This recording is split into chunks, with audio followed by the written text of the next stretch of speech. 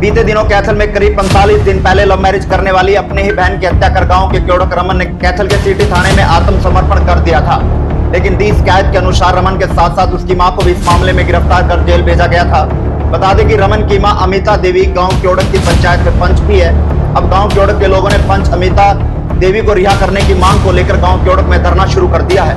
ग्रामीणों ने कहा है कि इस हत्या में मां का कोई कसूर नहीं है। पुलिस ने जल्दबाजी में केवल 2 घंटे में मां को गिरफ्तार कर लिया। इस ऑनर किलिंग मामले में लव मैरिज करने वाली लड़की की गोली लगने से मौत हो गई थी और उसकी सास व ननद घायल हो गई थी। गोली मारने के बाद आरोपी रमन ने सोशल मीडिया पर लाइव आकर वीडियो में डाला था और हत्या की जिम्मेदारी भी ली थी। बाद में थाने में जाकर सरेंडर भी किया था। लेकिन ग्रामीणों ने गांव की पंच अमिता देवी की रिहाई के लिए धरना लगा दिया है। और देखे ग्रामीणों इस मामले में क्या कुछ कहा है। हमारे गांव में एक लड़का है रमन, उसकी मां को गिरफ्तार किया गया है बिना किसी कारण के। लड़के ने अपनी गिरफ्तारी दे दी थी जो भी हुआ था उसके बाद, लेकिन मां का कोई कसूर नहीं है और 45 दिन से उसको जेल में रखा गया है बिना किसी कारण के।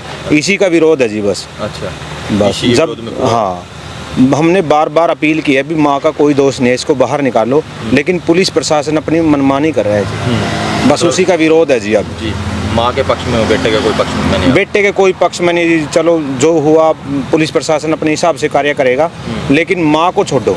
हमारी तो यही मांग है, पूरे गांव की मांग है। अच्छा जी। और इतना रोष है कि अब ना तो कोई नेता, किसी नेता का प्रोग्राम होगा और ना ही कोई बैनर लगेगा किसी भी पार्टी का।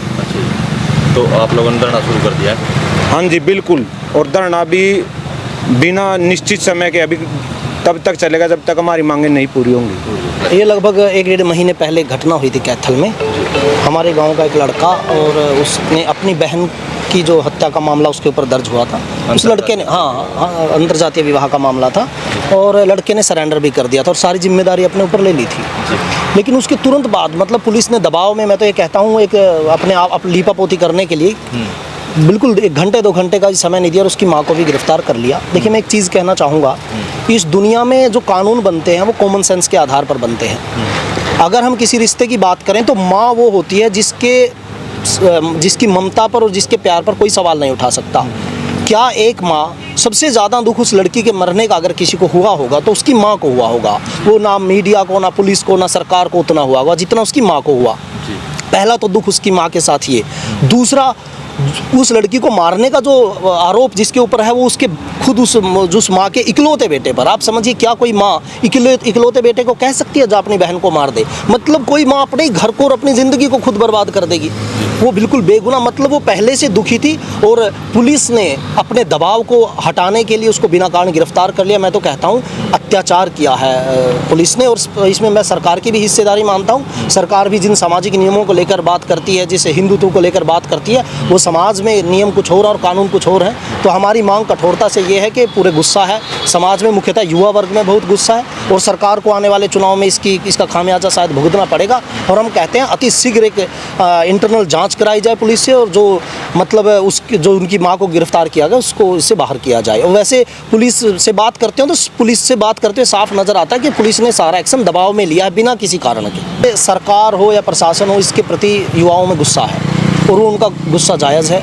इस समय चुनावी माहौल है और युवाओं को लगता है कि अगर अभी भी हमारी समस्या का समाधान नहीं हो तो कभी नहीं होगा। और ये सिर्फ चुनावी राजनीति का प्रतिबंध है। अगर धरने पर कोई नेता आकर बैठता है तो इसका कोई प्रतिबंध नहीं, आगे सपोर्ट करे यहाँ पर। लेकिन जो युवा है उसका कहना है कि जो इस समय गांव की एक मुख्य समस्या है उसकी बजाय अपनी राजनीति चमकाने का कोई काम करेगा, यहाँ पोस्टर लगाएगा, होर्डिंग लगाएगा या कोई चुनावी कार्यक्रम करेगा गांव में आकर, तो उसका प्रतिबंध किया गया है। ऐसा नहीं कि यहाँ कोई समर्थन देना चाहेगा उसे नहीं यहाँ आने दिया जाएगा, ऐसा नहीं। लेकिन राजनीतिक लोगों को गुस्सा दिखाने के लिए चीज़ कही गई, कौन से व्यक्तिगत विरोध किसी के साथ नहीं है। तो पूरा गाँव एक है जी? बिल्कुल, इसमें पूरी तरह से पूरा गांव एक है। और अभी एक चीज़ देखिए, सांकेतिक रूप से धरना कल से शुरू किया गया है और गांव में एक आम सहमति बनाई जा रही है। और मैं कहता हूं जब सरकार से मेरी बात आप पहुंचाइए कि ये विकराल रूप धारण कर लेगा तो सरकार के हाथ में बात नहीं रहेगी और उनको बहुत बड़ा नुकसान झेलना पड़ेगा। उससे पहले इस समस्या का समाधान कर दिया जाए। तो कितने दिन चलेगा धरना? ये अनिश्चित काल तक है, जब तक भी ये समस्या का समाधान नहीं, इसका कोई टाइम लिमिट नहीं है। कुलविंदर है जी। तो रमन के परिवार से हुआ? हाँ जी, रमन का भाई हूँ, ताऊ का लड़का जी। ताऊ का लड़का? हाँ जी, करीब 1.5 महीना पहले ये जो हादसा हुआ था और रमन ने खुद उसने गिरफ्तारी दे दी है और फिर भी उसकी माँ बेकसूर है, उसको उसी दिन 1 घंटे बाद अरेस्ट कर लिया गया। उसकी माँ बेकसूर है जी, रमन की माँ को रिहा करो। और फिलहाल वो मौके पे पंच भी है जी।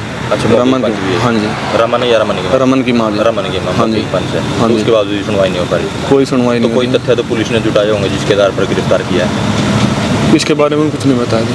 अच्छा, कुछ नहीं बताया। ना जी, हमारे रमन की माँ को रिहा करो, बाकी रमन को जो कानूनी हिसाब से सजा होगी वो हमें मंजूर है जी। तो पूरा गांव एकजुट है? हाँ जी, पूरे गांव में रोष है जी। पूरे गांव में रोष। हाँ जी। तो अब तो जैसा बैठे हो, तो इससे बड़ा भी कोई अगर सुनवाई नहीं होगी, कोई निर्णय अगर सुनवाई नहीं हुई जी तो फिर बाद में जाम ही है जी हमारे लिए, तो रोड जाम करेंगे। है लगभग 40-45 दिन से हमारे गांव के गणमान्य व्यक्ति जो सरकार के नुमाइंदे भी है, जो सरपंच है या अन्य पंचायत मेंबर है, वे सरकार के पास भी गए, वे प्रशासन के पास भी गए, लेकिन जब उनकी सुनवाई नहीं हुई या उनको इग्नोर किया जा रहा है कि चलो कोई बात नहीं, 2-4 दिन ये आएंगे और चले जाएंगे, उसके बाद हमने ये कठोर निर्णय लिया। और ये सरकार को चेतावनी भी है कि ये इस धरने को आप छोटा या कम मत समझें। उसके बाद ये हाईवे है जो, इसको भी हम जाम करेंगे।